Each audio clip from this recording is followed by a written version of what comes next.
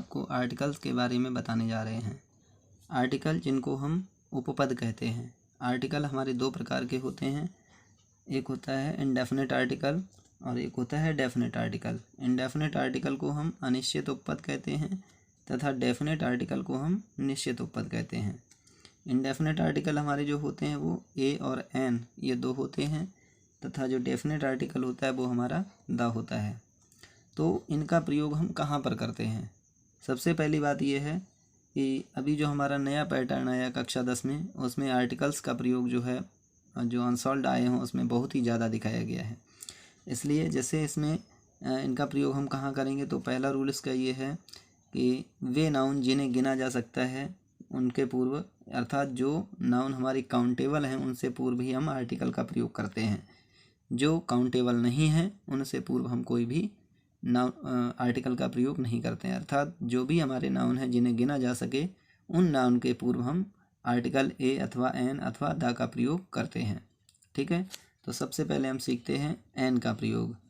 तो बहुत ही आसान शब्दों में हम सीखेंगे। अर्थात एन का प्रयोग जो है हम उन शब्दों के पूर्व करते हैं जिनका उच्चारण स्वर हो, अर्थात हिंदी वर्णमाला के अनुसार आ से लेकर के हमारा औ तक की ध्वनि हो। अर्थात कोई भी जब हम शब्द बोलें तो उसका जो प्रथम अक्षर है वो उच्चारण करने पर हमारा आ से लेकर के औ तक, अर्थात जो हमारे 11 स्वर होते हैं हिंदी वर्णमाला में, इनके हिसाब से हमारा उच्चारण निकले। तो उनसे पूर्व हम क्या करेंगे, आर्टिकल एन का प्रयोग करेंगे। जैसे हमारा कोई भी है, एप्पल लिखते हैं हम, जैसे एप्पल, एप्पल से हमारा पहले क्या आता है, ए आता है, तो इससे पहले क्या आएगा, एन।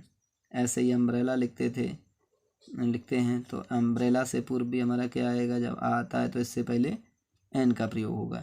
ठीक है, इसी प्रकार से हमारे कोई भी शब्द, वे शब्द जिनका उच्चारण करते समय हम क्या करेंगे, आ से लेकर के औ तक की ध्वनि यदि निकल रही है तो उनसे पूर्व हम एन का प्रयोग करेंगे। ऐसे ही हमारे कुछ शॉर्ट फॉर्म होते हैं, जैसे SSP,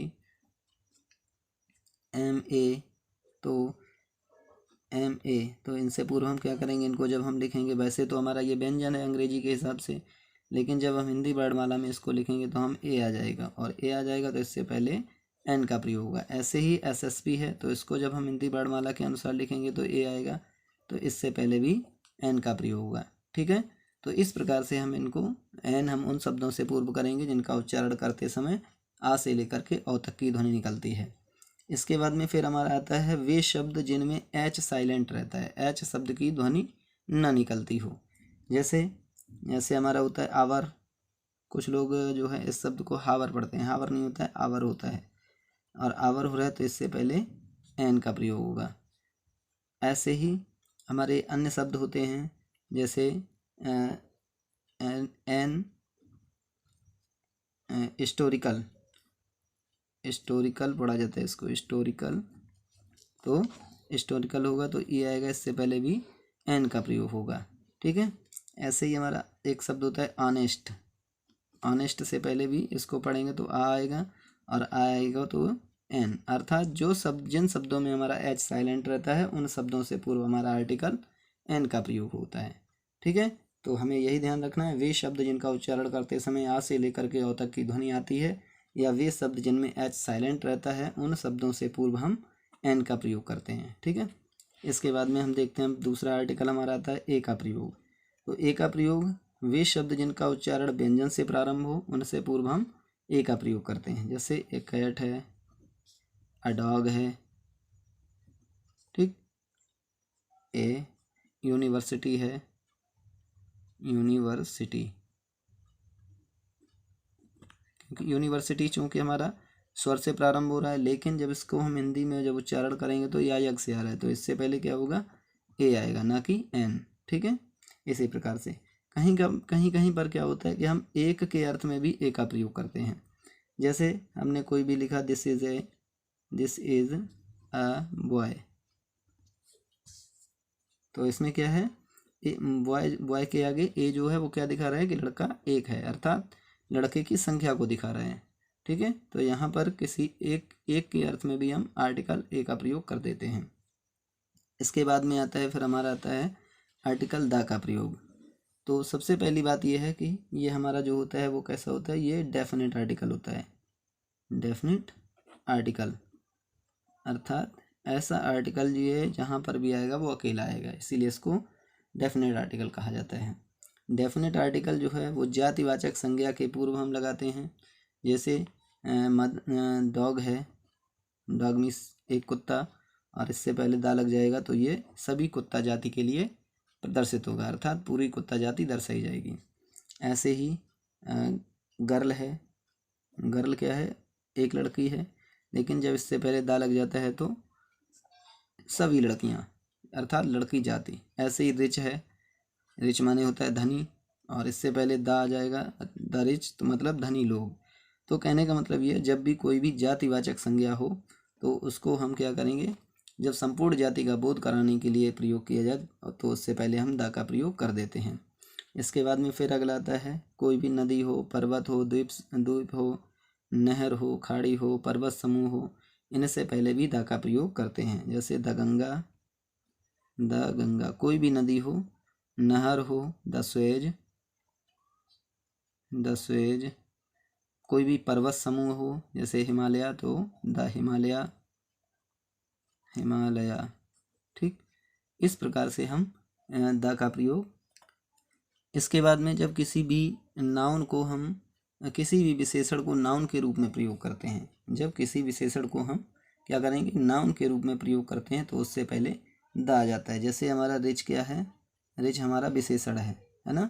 जैसे he is a rich man, तो क्या है, मैन से पहले रिच आया है तो उससे पहले क्या होगा, ये विशेषण होगा।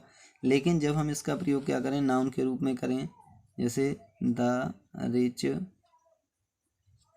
आर डिसऑनेस्ट, तो इसमें क्या है, रिच जो है वो कर्ता के रूप में आया, अर्थात ये नाउन बन गया। जब नाउन का प्रयोग होगा तो उसके साथ ये भी ध्यान रखना है कि यहाँ पर वर्ब हमेशा प्लूरल में आएगी, क्योंकि ये पूरी जाति के लिए विरोध का मतलब बता रहा है, पूरी जाति के बारे में बता रहा है। अर्थात जब किसी भी विशेषण को नाउन के रूप में प्रयोग किया जाए तो उससे पहले दा लग जाता है। उसके बाद में कोई भी हमारी धार्मिक पुस्तक हो तो धार्मिक पुस्तक के नाम से पहले दा लगा देंगे। जैसे the Ramayana, the Gita, the Quran इत्यादि। लेकिन ध्यान रखने वाली बात यह है कि जब किसी भी पुस्तक से पहले उसके लेखक का नाम दिया हो, जैसे द महाभारत जैसे किसकी है, हमारी व्यास की है, व्यासाज महाभारत, वाल्मीकिज रामायण। तो ध्यान रखने वाली बात यह है, जब उस पुस्तक के पहले उसके लेखक का नाम दिया हो तो उससे पहले हम दा का प्रयोग नहीं करेंगे, ठीक है। जैसे व्यास की क्या है, महाभारत है, वाल्मीकि क्या है, रामायण है, तो इनसे पहले हम दा का प्रयोग नहीं करेंगे। लेकिन जब केवल हम धार्मिक पुस्तक की बात है तो उससे पहले दा का प्रयोग कर देंगे, ठीक है। इसके बाद में क्या आता है, कोई भी हमारा समाचार पत्र हो, रेलगाड़ी का नाम हो, वायुयान का नाम हो, उससे पहले भी हम दा का प्रयोग कर देंगे। जैसे द हिंदुस्तान टाइम्स, ये कौन है, ये हमारा समाचार पत्र है। द विक्ट्री, ये हमारा हवाई जहाज़ है ना। द एक्सप्रेस, किसी भी रेलगाड़ी का नाम हो सकता है। तो इस प्रकार से जो भी हमारे ये हैं इनसे पहले हम दा का प्रयोग करते हैं। इसके बाद में क्या होता है, मोस्ट इम्पॉर्टेंट है कि दिशाओं के नाम से पहले कभी भी दा का प्रयोग ना करें, क्योंकि दिशा के नाम से पहले दा लग जाता है तो उस दिशा के संपूर्ण देशों का ज्ञान होता है, तो इससे पहले हम दा का प्रयोग नहीं करते हैं। किंतु विशेष स्थिति में जब किसी भी कोई दिशा दी है और उससे पहले कोई प्रीपोजिशन आया है, प्रीपोजिशन का मतलब हमारा होता है संबंध सूचक शब्द, in, on, upon, above, over, into, ऐसे करके कुछ भी आता है तो उससे पहले फिर हम दा का प्रयोग कर देंगे। जैसे east is a direction, east is a direction, पूर्व क्या है, दिशा है। लेकिन जब हम इससे पूर्व दा लगा देंगे तो क्या हो जाएगा, पूर्वी देश हो जाएंगे, तो इससे पहले हम दा का प्रयोग नहीं करेंगे। लेकिन जब कभी हमारा ऐसे आ जाए, the sun rises in the east, दिशा यहाँ पर भी हमारी वही है, किंतु हुआ क्या है कि इस दिशा से पहले क्या है, हमारा एक प्रीपोजिशन आया, और जब प्रीपोजिशन आए तो दिशा से पहले हम द का प्रयोग कर सकते हैं। ठीक है। इसके बाद में फिर अगला हमारा रूल आता है कि सुपरलेटिव डिग्री से पहले, हमारी डिग्रीज 3 होती हैं, positive, comparative and superlative. Superlative degree से पूर्व द का प्रयोग होना अनिवार्य होता है। जैसे कोई भी शब्द हमारा है वेस्ट, तो EST जिसमें दिया हो या मोस्ट दिया हो तो उससे पहले हम क्या करेंगे, द लगाना अनिवार्य है। जैसे Ram is the best boy in the class. इस प्रकार से ये हमारा सुपरलेटिव डिग्री है, तो इससे पूर्व द लग जाएगा। तो कोई भी सुपरलेटिव डिग्री का सेंटेंस हो उससे पहले हम द का प्रयोग कर देते हैं। ठीक है। इसके बाद में क्या होता है, ऐसी वस्तुएं जो संसार में अपने किस्म की अकेली हैं, अर्थात जो प्राकृतिक वस्तुएं वे जो संसार में अकेली ही हैं, तो उनसे पूर्व हम द का प्रयोग कर देते हैं। जैसे the sun, the moon, the sky, ETC। Note हमें यहाँ पर ये और है कि ऐसी इमारतें, प्रसिद्ध ऐतिहासिक इमारतें जो अपनी किस्म की अकेली हैं, उनसे पूर्व ही हम द का प्रयोग कर देते हैं। जैसे the Taj, the red fort, the Lal Qila इत्यादि। ठीक है। इस प्रकार से उसके बाद में क्या होता है कि आर्टिकल का लोप, अर्थात हम जहाँ आर्टिकल का प्रयोग कहाँ नहीं करेंगे, ये सबसे ज़्यादा जानकारी वाली बात है। ठीक है।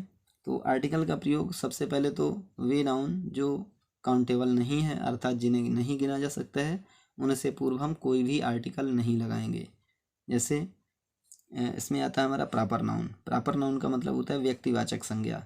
जब किसी व्यक्ति का नाम हो, स्थान का नाम हो, तो उससे पूर्व क्या है, हम द का प्रयोग नहीं करते हैं। जैसे Delhi is the capital of India, Delhi Bharat की राजधानी है, तो दिल्ली से पहले हम द का प्रयोग नहीं करेंगे। ठीक है। ऐसे ही राम इज अ बॉय, तो यहाँ पर भी राम से पूर्व नहीं लगाएंगे। ठीक है। तो कोई भी प्रॉपर नाउन, व्यक्तिवाचक संज्ञा, उससे पहले कोई भी हम आर्टिकल का प्रयोग नहीं करेंगे।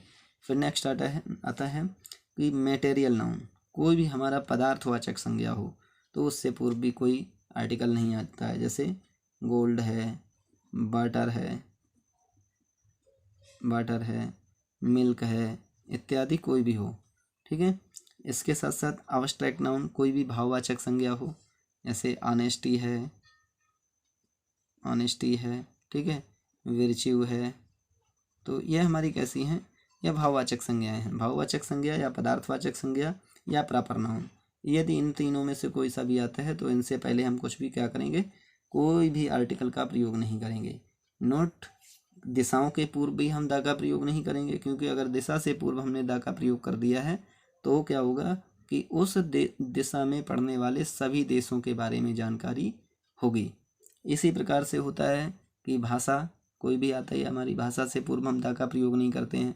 यदि भाषा से पूर्व हम द का प्रयोग कर देते हैं तो क्या होता है, उस भाषा को बोलने वाले लोगों के बारे में जानकारी हो जाती है। अर्थात जैसे द इंग्लिश का मतलब होता है अंग्रेज लोग। ठीक है। द हिंदी अर्थात हिंदी बोलने वाले लोग। तो इस प्रकार से हम अपने आर्टिकल का जो संपूर्ण चैप्टर है वो हम अपना इसी प्रकार से करते हैं। तो ध्यान रखना है, परीक्षा में जिस प्रकार से भी आपको पूछा जाए तो सबसे पहले आप शब्दों का उच्चारण करें, फिर ही आप an का प्रयोग करें, और जहाँ पर द का प्रयोग है वहाँ विशेष रूप से देखें कि हमारे जो रूल्स हैं उन रूल्स के अकॉर्डिंग ही हम an और द का प्रयोग करेंगे। धन्यवाद।